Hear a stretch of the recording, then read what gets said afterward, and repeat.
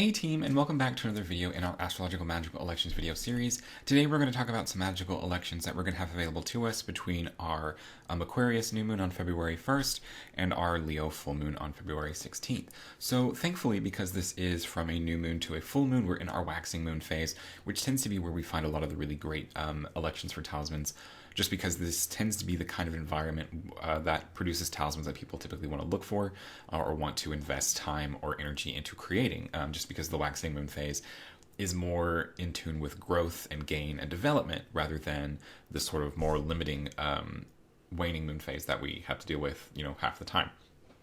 But this time we do have a waxing moon, so we do have some good opportunities for growth and gain. And for this 2-week period, the elections that we're going to talk about are more or less the same from location to location. So instead of dividing our video up into, unique coverages of the 3 different locations that I survey, we're just going to talk about each chart, not each chart, we're going to talk about each opportunity and then go into the charts for the locations that it's available in.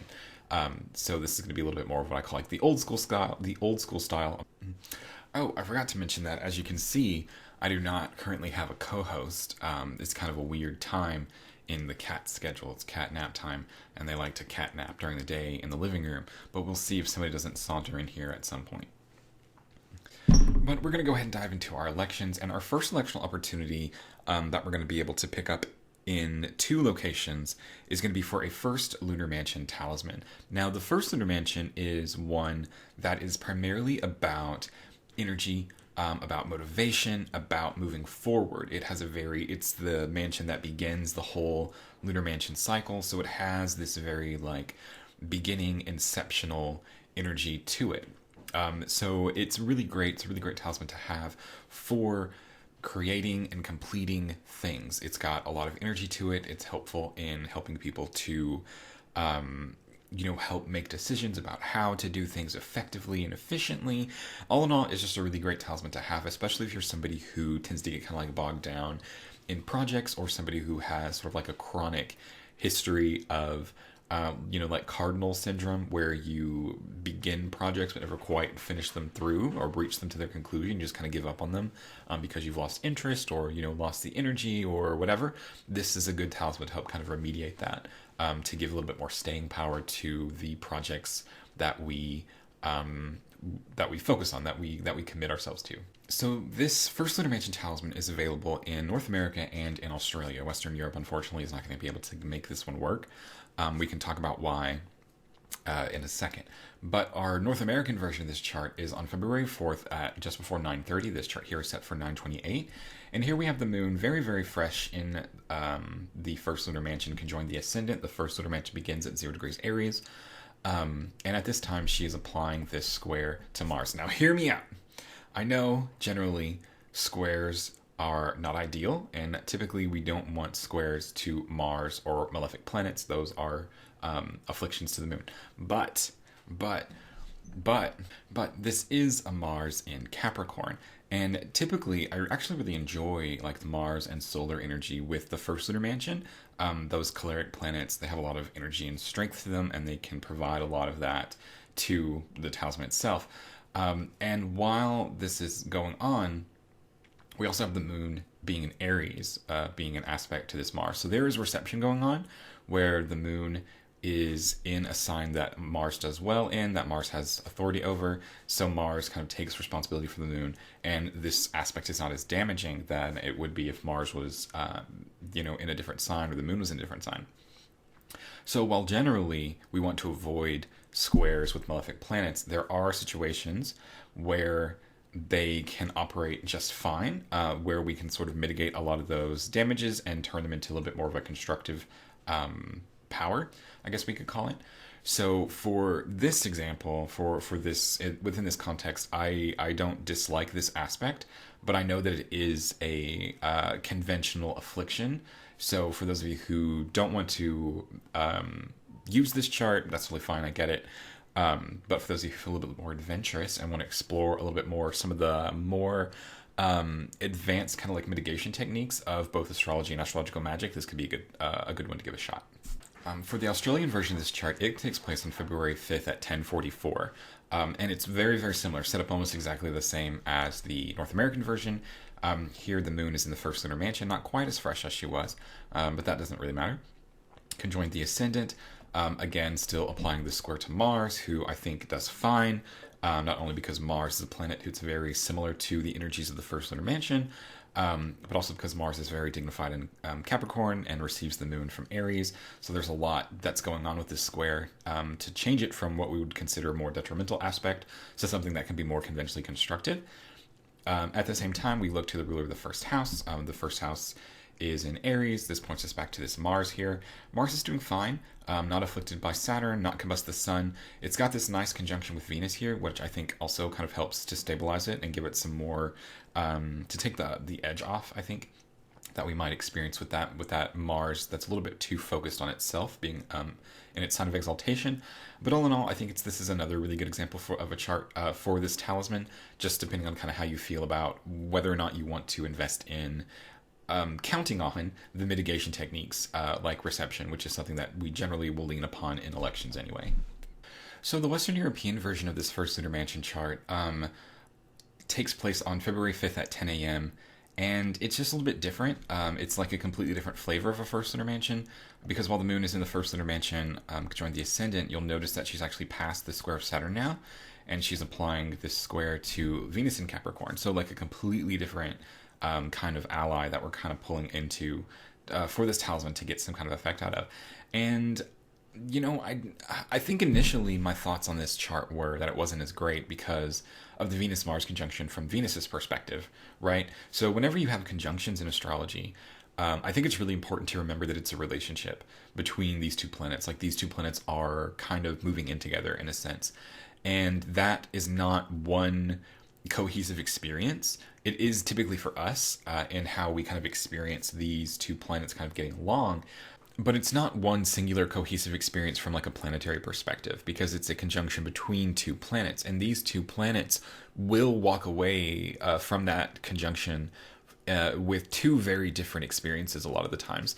So like we're talking about this Venus-Mars conjunction.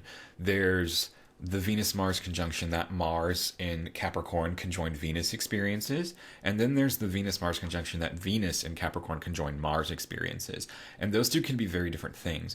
So Mars, being exalted in Capricorn, conjoined a benefic planet, gets a lot more out of this relationship than Venus, who is in a sign that she does not particularly do well in, and is conjoined a malefic planet. So just like two completely different experiences with like the same relationship.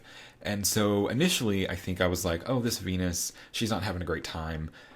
This might not be a super prosperous planet to lean into, but I think, looking at it now, I think it's fine. So I think that the Western Europe could get a first lunar mansion talisman. It would just be like a completely different flavor, I guess, than the Australian or the North American version, which had the Mars aspect. So the Mars aspect in it, for those two locations, have a lot more like energy and excitableness to them, like a much more we're gonna do these things and we're gonna get these things done and it's gonna be fine. Whereas the Venus aspect one is a bit more calmer, a bit more calculated, and a little bit more, I think, capable of assessing where energy needs to go to make the most out of it. Whereas the Mars one is more like, no, it's fine, we're just gonna do it. So the Mars aspects are probably a little bit more inclined to like be careful of like burnout, because that Mars energy just wants to get expressed. Whereas the Venus one is probably a bit better about managing energy by being able to walk away from projects or things that they really don't actually want to be involved in. And that is also a valid method of energy conservation and focus. So our second electional opportunity for our waxing moon period is actually going to be for a third lunar mansion talisman. The third lunar mansion, one of my favorites, the one that I most highly recommend to people, one that I think everybody should have, especially if it's going to be their first talismanic election. I think the third lunar mansion is a really great candidate for it. It was my first talisman, and it's just a really simple, easy, fun talisman to do. But the third lunar mansion is one that primarily focuses on, it's basically like a wish granting talisman, I think, is kind of the main idea of it. Its power is said to be for the acquisition of all good things. So as long as what you are after is, a conventionally good thing, which most of us are, then the third lunar mansion can help you to achieve it or make strides in achieving it. So all in all, really good, very open-ended, has a lot of flexibility to it, to what it can do. So it's usually like you're more likely to find a situation that the third lunar mansion can assist in than you are to find one that the third lunar mansion cannot assist in. So it's just a really great one to fall back on, and one that I think that everybody should have, even if they don't immediately have a use for it. Always good to have kind of in your back pocket for when a situation comes up that you might could use it. And it's also kind of rare that we have third lunar mansion talismans back to back. We also had one in our previous new moon video, Capricorn, whatever the previous new moon was, Capricorn, I think. So it's kind of fun to have it back to back. We don't usually have it. It's usually like once a year we have good ones. So anyway, talk too much. So for the North American continent, this example or this chart is going to be for February 6th at 10:28 a.m. So just before 10:30. And here we have the moon in the third lunar mansion, conjoined the ascendant of our chart. And at this time, she's applying the sextile to Jupiter in Pisces. The sort of downside of this chart, I believe, is that the aspect between the moon and Jupiter is actually kind of far apart, about 12 degrees. Which is getting like kind of iffy insofar as like a determination of a void moon versus a not void moon. So our concerns with a chart like this would be that there are long periods of delay before the talisman is actually able to do anything, before that connection happens, before the talisman is able to get us that thing, to kind of put that thing within our reach, essentially. That's our fear with this, is that typically the farther away that the aspect is between the moon and whatever planet she's applying to, symbolically determines kind of how much time passes before we start to see some sort of measurable results. And for the first, few degrees, it's not much different. There's not like a whole lot of difference between the moon being exactly an aspect of that planet, or the moon being 5 or 6 degrees past. But when you start to get to 10 degrees or something like that, you can really kind of tell those talismans take a lot longer to get going. They're not necessarily bad, but ideally that time between the moon's aspect would be much shorter. At the same time, we look to the ruler of the first house. The ascendant is in Aries, so we look to Mars. Mars is in Capricorn, doing really well. Conjoined Venus, getting that boost from that benefic planet as well. All in all, looks really good. The ascendant degree is not being afflicted. The moon's not afflicted by Mars or Saturn. Mars isn't, combust the sun or conjoined Saturn or anything like that. So all in all, it's a pretty good chart, aside from the space, we'll say, between the moon and Jupiter to complete that aspect. The Western European version of this chart looks a lot different because we had to get the moon off of the ascendant, basically. You might be able to play with this a little bit more. So let's go back and look at the one that I kind of didn't like at first. But the initial chart for this that I had looked at was this one, February 7th at around 10:45 a.m. for Western Europe. So the thing that initially made me not really care for this election as much was the fact that the ruler of the first house, Venus, is in Capricorn, conjoined this Mars. And Venus and Mars right now have this weird kind of relationship because Venus has recently stationed. So while it looks like Venus is separating from Mars, she's not. Actually, Mars is applying to Venus because she's moving so slowly, and that conjunction will perfect that way before Venus conjoins him again and leaves. So kind of a weird situation they have going on. So initially, I didn't really like this chart because of that, just because of kind of the difference in the experience of the relationship, basically, that Venus and Capricorn has conjoined Mars. Is just kind of weird, and I didn't super care for it. I guess you could still use it with the understanding that Mars is receiving Venus, and so that relationship is improved. Mars is much more capable of giving to Venus and making her life easier, so that's probably fine. But then I was alternatively, we can just get rid of the whole conversation and make Mars the ruler of the first house. And that's fine. That seems fine. So I think that that's perfectly fine to do, to get a late Aries rising on it, somewhere around 10:30, than it is to go later to get the Taurus rising. I think you could do either, but I think the Aries rising is probably safer. Alternatively, a chart that I was looking at was at like yeah, it was at like 3:30. I couldn't remember what 1500 hours was. Is it like 3:30 in the afternoon? Here you have, the moon in like the very late stages of the third lunar mansion. This sextile with Jupiter is much closer than it was with the North American version of the chart. So that's good. Um, while the ruler of the first house is the moon here, unafflicted. So this chart is just another alternative with the moon in the 11th house. But I think you could probably do fine with the with the late Aries rising chart too. And then for the Australian version of this chart, it's kind of the same as the Western European version. For February 7th at just before 12:30, here we have the moon in the third lunar mansion conjoined the ascendant. She's applying this sextile to Jupiter, still kind of far. We're in like the 7 degrees mark. So closer than the North American version, which was exceptionally far, I think, but not as close as the Australian version, which is like right on top of each other. But that aspect is closing in, so that's good. At the same time, we've got the ruler of the first house as this Mars here, assisted by the application to Venus in Capricorn. Mars, the moon, everybody's unafflicted, which is really great. All in all, just a good chart. I think that for this one, we could also do kind of like a similar situation where you could have the moon like in a more angular, if you wanted to do the moon, if you wanted to have the, I'm gonna collect my thoughts here.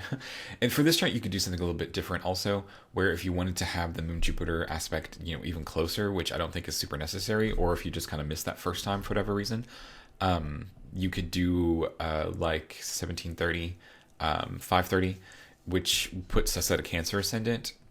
We kind of have to dance around this Mars opposition, so don't let that get within like 5 degrees of the ascendant or whatever kind of orb that you normally feel comfortable.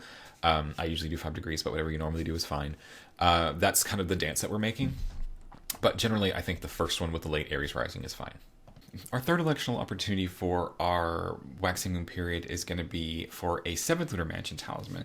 So the 7th lunar mansion and the 3rd lunar mansion are actually very similar in their powers. They're both sort of like the acquisition of all good things. They both have wish granting capabilities. So either one I think is fine. I tend to prefer the 3rd lunar mansion more than the 7th, just because I have a lot more personal experience with the 3rd lunar mansion than I do the 7th. But that's just totally personal. There's not like I don't think there's a big difference about why you should necessarily prefer one to the other. But the 7th lunar mansion, like I said, also very wish granting in its capabilities. Another good one to have for when the 3rd lunar mansion tends to be unavailable. It happens. So again, if the goals that you've set out for yourself, the things that you want to achieve are, good things, then the 7th lunar mansion can help you to achieve. And there's a lot of flexibility in exactly what that means. So, have fun with it. But the first election that we're going to talk about is going to be for, again, the North American continent. This takes place on February 10th at 8 o'clock. This chart is set for 8:08 p.m. And here we have the moon in the 7th lunar mansion, while at the same time she's applying this trine to the sun. And you guys know by now, if you've watched me do this, that the aspects between the sun and the moon in lunar mansions, the sextiles and the trines, are my absolute favorites. I love to get them anytime we can. I think they're very strong. I think they come across very strongly in lunar mansion talismans. So I definitely prioritize them when we can. Right now, we have this trine with the sun, which is really nice. The ruler of the first house in our chart is Mercury. Mercury's down here in Capricorn, not afflicted by Mars or Saturn, doing fine. So I think kind of the obvious downside to this chart is that the sun is so cadent in the 6th house. But you can do an alternative, kind of, where if you don't want the sun to be cadent, you could do an earlier time. Something like this, like an early Leo ascendant, would be fine. So this is set for like 5 p.m.-ish. The trade-off, what you have to dance around, is this Saturn. You have to find a way to keep basically the moon as angular as possible, sun angular, while keeping Saturn from afflicting the ascendant degree. That's your trade-off here, because that's going to really sour the whole thing. So again, don't let Saturn get within like 5 degrees of an opposition with the ascendant. Obviously more is like a bigger gap, and that is better. So kind of play with this and see what you feel more comfortable with, whether or not you want to try to aim for a more angular sun, or if you just want to kind of accept the cadent sun as kind of the best that you're going to be able to do with this one. Because what you don't want is you don't want to spoil the whole election with the Saturn opposition to the ascendant. So our Western European North African version of this chart is kind of similarly set up as to, you know, like the North American one was. But here, while we have the moon in the midheaven in the 7th lunar mansion, she's actually applying this trine to Jupiter, which she'll perfect after she moves into Cancer. Again, another situation where the moon's next aspect is kind of far away. This one's 11 degrees. So it's kind of like we would expect a large gap of time before this talisman is able to bring something together. So if you do decide to make this talisman and nothing kind of happens for a little bit, just blame it on the gap in the aspect, basically. At the same time, again, we're looking at that Mercury as the ruler of the first house. Mercury's here in Capricorn and can join the 5th house cusp. Not afflicted by Mars or Saturn. Overall, doing just fine. There's not like a big reason to avoid this chart. But, again, kind of, I guess the obvious downside is that Jupiter is cadent in the 6th house here. You can do, again, a very similar thing if you would like. As the North American version did, to where you can kind of play with it and push the moon a little bit back to make Jupiter more angular. So you would kind of lose the moon's angularity to try to make Jupiter a little bit more angular, whichever you feel more comfortable with. But one thing that I do think would be good to remind everybody is that the planet that the moon is applying to is not like the force behind the manifestation of the talisman. It's the moon. Finally, our Australian version of our 7th lunar mansion talisman chart is probably the best one of the three, and it's the most different. Here we have the moon on the ascendant instead of on the midheaven like we did in the previous two, which makes Gemini the ruler of the first house and points us to this Mercury here in Capricorn in the 8th, just doing fine, just doing Mercury things. At the same time, the moon is applying this trine to the sun. Sun and moon trines, love them, obviously, try to get them whenever we can. I'm always very happy when we can get it to line up well. All in all, I think this version is probably the best one because there's not a lot of like dancing involved with it. The planet that's being applied to isn't really cadent. This chart is just sort of like the more conventionally acceptable talismanic election template, I guess we'll say, than the other two, which require a little bit more finessing. So our last talismanic election that we're going to talk about is going to be for a Jupiter planetary talisman, but it's kind of iffy, I guess we'll say. We'll see. So this is an opportunity, potentially, for a Jupiter planetary talisman if you're somebody who's been looking to create a Jupiter talisman, especially now that Jupiter has moved into Pisces. This is our chance to shine. This is the chance to get it done for whatever kind of purposes you might want to create a Jupiter planetary talisman. This would be, hopefully the time is nigh, I guess we'll say, for such a thing. So typically when I look for planetary elections for talismans, these are like the big ones, the things that people invest a lot of time, money, energy into making something that's really nice and really long lasting. So when it comes to looking for elections for these, I want really obvious, really good, really strong elections to go along with the pieces that people put a lot of themselves into in some way. So that means that I'm looking for certain things. I want the planet to be in dignity. I want the planet to be angular. I want the moon to be applying to that planet. And I want it to be during either the planet's day, hour, or both. So unfortunately with this Jupiter election, I don't have all those things. At least for my location. So like I've got Jupiter here in Pisces. The moon is applying the trine to Jupiter in Pisces from Cancer, which is awesome. And it's Jupiter's hour, but this Jupiter is cadent for my location. This Jupiter has fallen off of the ascendant and has gone into the 12th house. So I cannot use this talisman because this is like set for the very beginning of Jupiter's hour. Any earlier and it's Saturn's hour and it's not as good. So I can't really use this for my location, but I'm sharing this with you guys on February 12th at around 8 a.m. because for somebody out there on the North American continent, you might be able to get this talisman, this election to work for you. You might be able to get this election to where Jupiter is on the ascendant or in the first house during Jupiter's hour, because planetary hours are very location based. And it's just that for my location, unfortunately, I cannot really participate in this. But for somebody out there, I encourage all of you to check this, all of you watching from North America, to kind of run this time in your own chart software, see kind of where the cutoff for the Jupiter-Saturn hour is, and see if you can get Jupiter to be more angular than I can. Because if you can, then this is a really great example of a Jupiter election, and you should definitely take advantage of it. If you can't, then I guess you're just going to have to sit with me in the loser boat and wait for the next one. From the Western European perspective, it's a very, very similar story. Jupiter's in Pisces, the moon's applying to Jupiter from Cancer, but this chart right here is set for the beginning of Jupiter's hour on that day. And as you can see, Jupiter is pretty cadent. So again, I would suggest anybody watching from the European continent, North Africa, to play around with this chart and see what it looks like from your location. See if you can get the Jupiter hour with Jupiter more angular.